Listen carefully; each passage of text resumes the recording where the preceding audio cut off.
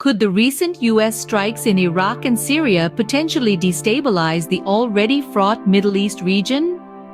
This question weighs heavily in the minds of analysts and world leaders alike.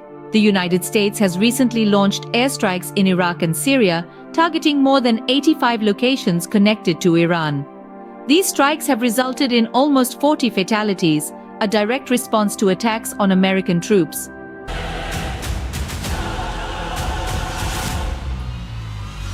So this is a dangerous moment in the Middle East. We will respond when we choose, where we choose, and how we choose. Russia, voicing concern, has called for an urgent United Nations Security Council meeting, labeling these strikes as a potential threat to regional peace.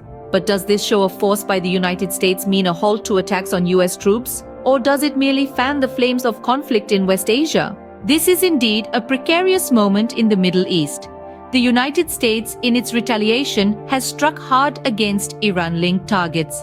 Long-range B-1 bombers, armed to the teeth with approximately 177,000 kilograms of ammunition, have flown from undisclosed locations in the United States to their targets in West Asia.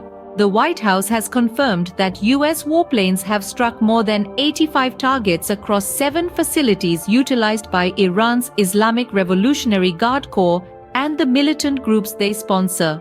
3 of these facilities are in Iraq and 4 in Syria.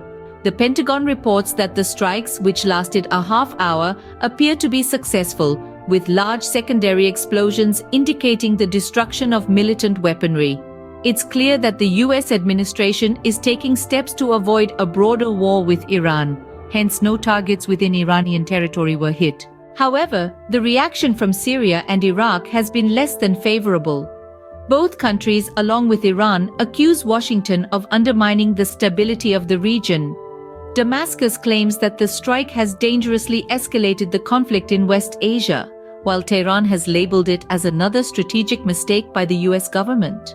The Palestinian militant group Hamas has also condemned the overnight strikes in Iraq and Syria, stating that Washington has added fuel to the fire in West Asia.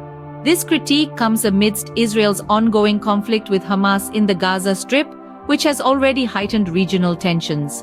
In retaliation for the death of 3 US troops in Jordan, the strikes serve as a stark warning to those who seek to harm the United States.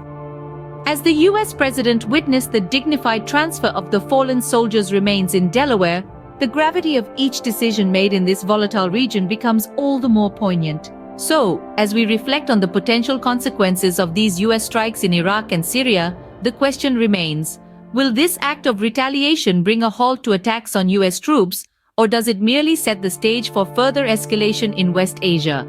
Only time will tell. For CBC4 News, this is your daily update on the ever-evolving geopolitical landscape.